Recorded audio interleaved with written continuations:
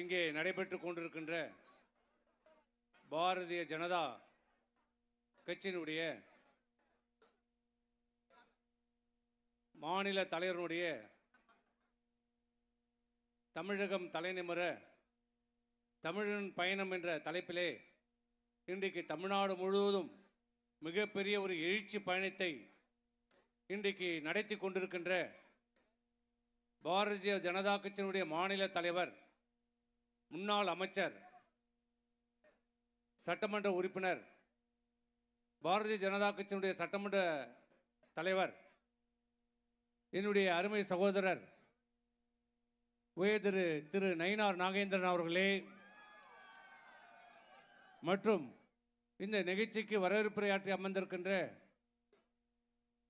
பாரதிய ஜனதா கட்சியினுடைய மாவட்ட தலைவர் திரு KR விநாயகம் அவர்களே, சிறப்புரையாற்றி அமர்ந்திருக்கின்ற முன்னாள் சட்டமன்ற உறுப்பினர், மாநில துணைத் தலைவர் திரு AG சம்பத் அவர்களே, மற்றும் இந்த கூட்டத்திற்கு நன்றியுரையாற்றிருக்கின்ற திரு AD ராஜேந்திரன் அவர்களே, மற்றும் என்னோடு வருகை தந்திருக்கின்ற மாவட்ட கழகத்தினுடைய துணை செயலாளர், வானூர் சட்டமன்ற உறுப்பினர் திரு M சக்கரபாணி அவர்களே, மாவட்ட அம்மா பேரவையினுடைய செயலாளர், திண்டிவனம் சட்டமன்ற உறுப்பினர் திரு அர்ஜுனன் அவர்களே, மற்றும் வருகை தந்திருக்கின்ற பாரதிய ஜனதா கட்சியினுடைய மாநில, மாவட்ட, நகர, ஒன்றிய, பேரூர் கழகத்துடைய அனைத்து பொறுப்பாளர்களுக்கும், மற்றும் வருகை தந்திருக்கின்ற அனைத்து இந்திய அண்ணா திராவிட முன்னேற்ற கழகத்துடைய மாவட்ட, ஒன்றிய, நகர, பேரூர் கழகத்துடைய நிர்வாகிகளுக்கும், சார்பணியை சேர்ந்த நிர்வாகிகளுக்கும், மகளிரணியை சேர்ந்த நிர்வாகிகளுக்கும்,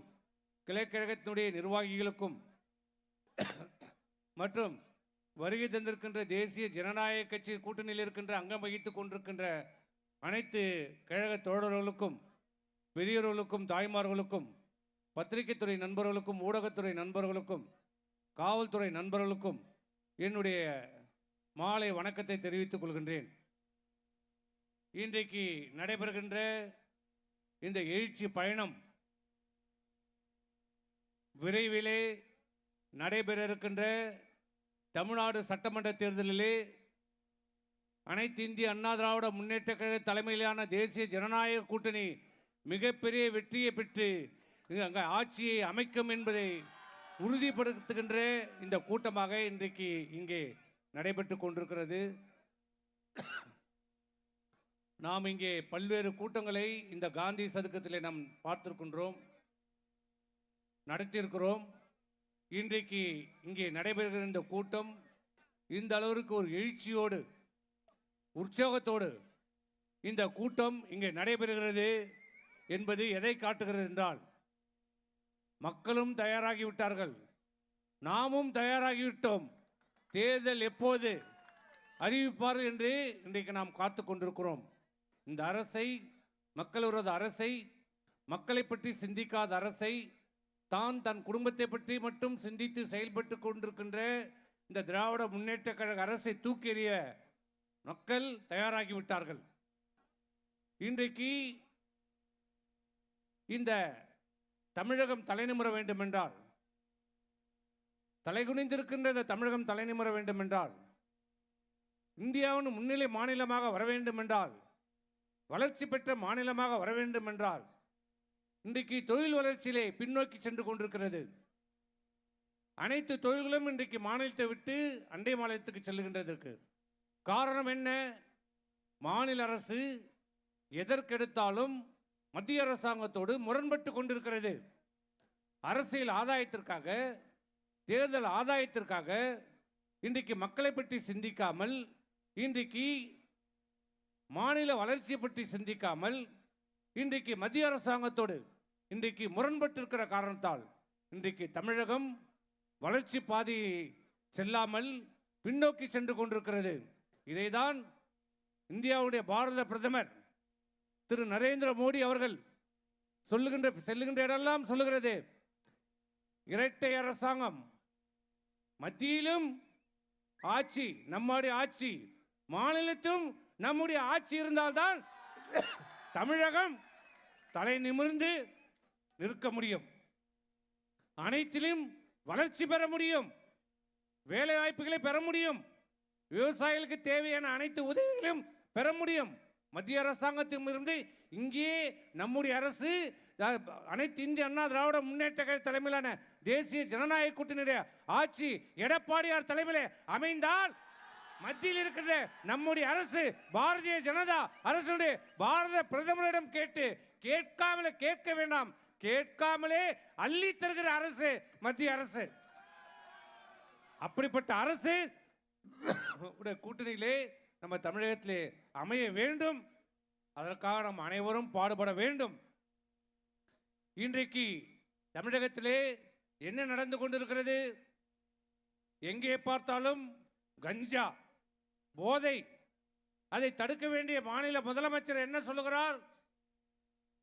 மாநில முதலமைச்சர் தான் காவல்துறை தன் கையில் வைத்திருக்கிறார். கட்டுப்படுத்த வேண்டிய முதலமைச்சர் என்ன சொல்லுகிறார்? பழியை வேறிடம் போடுகிறார்.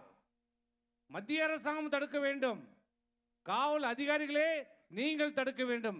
காவல்துறை யார் கையில் இருக்கிறது? அந்த காவல்துறை அமைச்சராக யார் இருக்கிறார்? முதலமைச்சர் இருக்கிறார். தன்னுடைய பொறுப்பை தட்டி கழிக்கிறார், செயலற்றிருக்கிறார். செயல்படாத ஒரு முதலமைச்சராக இருந்து கொண்டிருக்கிறார். இந்த நாட்டில் என்ன நடப்பது என்றே தெரியாத ஒரு முதலமைச்சரை நாம் பெற்றிருக்கிறோம்.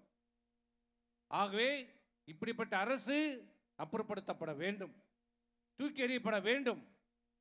இன்றைக்கு இந்தியாவிலே, இன்றைக்கு உலகத்திலே, இன்றைக்கு இந்தியா தலை நிமிர்ந்து நிற்கிறது என்றால் இந்த 10 ஆண்டு காலம் 11 ஆண்டு காலம் மத்தியிலே பாரதிய ஜனதா மோடி தலைமையில் அமைந்த காரணத்தால் தான் இன்றைக்கு உலகம் இந்தியாவை உற்று நோக்கி கொண்டிருக்கிறது.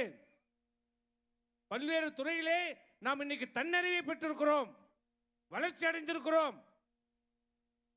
இன்றைக்கு சுதந்திரம் அடைந்த காலத்திலிருந்து மிகப்பெரிய வரி சீரமைப்பை கொண்டு வந்தது பாரத பிரதமர் மோடி அவர்கள்.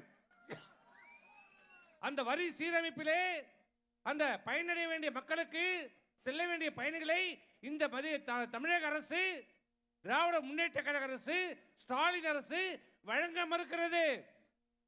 பாலுக்கு கொடுத்த பாலுக்கு வரி நீக்கப்பட்டிருக்கிறது. ஆனால் அதற்கு தர வேண்டிய வரி சலுகையை மக்களுக்கு அளிக்காமல் ஆவி நிர்வாகம் இன்னும் ஏமாற்றிக் கொண்டிருக்கிறது. இப்படி பல்வேறு சலுகைகளை மத்திய அரசாங்கம் கொடுக்கிற சலுகைகளை தமிழக அரசு அரசியல் காரணத்துக்காக இன்றைக்கு தடுத்துக் கொண்டிருக்கிறது, மக்களை வஞ்சித்துக் கொண்டிருக்கிறது. ஆக இப்படிப்பட்ட அரசை தூக்கி எறியப்பட வேண்டும் என்றால், தமிழகம் விடுதலை பெற வேண்டும் என்றால், ஒரு குடும்ப ஆட்சியினிடமிருந்து விடுதலை பெற வேண்டும் என்றால் விரைவிலே சட்டமன்ற தேர்தல், இன்னும் சரியாக சொல்லப்போனால் இன்னும் 60 நாள் தான். கடந்த முறை பிப்ரவரி 23ஆம் தேதி தேர்தல் அறிவிக்கப்பட்டது. அதேதான் அதற்கு முன்பாக கூட தேர்தல் அறிவிக்கப்படலாம். ஆகவே தேர்தல் தொடங்கிவிட்டது. நம்மை பொறுத்தவரை தேர்தல் தொடங்கிவிட்டது. எல்லோரும் தயாராக இருங்கள், எச்சரிக்கையாக இருங்கள். ஏனால் திராவிட முன்னேற்ற கழகம் எதையும் செய்ய துணிவார்கள், வெற்றி பெறுவதற்கு எதையும் செய்வார்கள். ஆகவே வருகை தந்திருக்கின்ற நிர்வாகிகள், பொறுப்பாளர்கள் தங்களுடைய கடமையை உணர்ந்து, பொறுப்பை உணர்ந்து இந்த ஆட்சி அகற்றப்பட வேண்டும், குடும்ப ஆட்சி அகற்றப்பட வேண்டும், ஊழல் ஆட்சி அகற்றப்பட வேண்டும், தூக்கி எறியப்பட வேண்டும் என்றால் தேசிய ஜனநாயக கூட்டணி, அனைத்து இந்திய அண்ணா திராவிட முன்னேற்ற கழகத்திலான தலைமையிலான கூட்டணி வருகின்ற சட்டமன்ற தேர்தலில் வெற்றி பெற்று எடப்பாடியார் தலைமையிலே ஆட்சி அமையும் அமையும் அமையும்.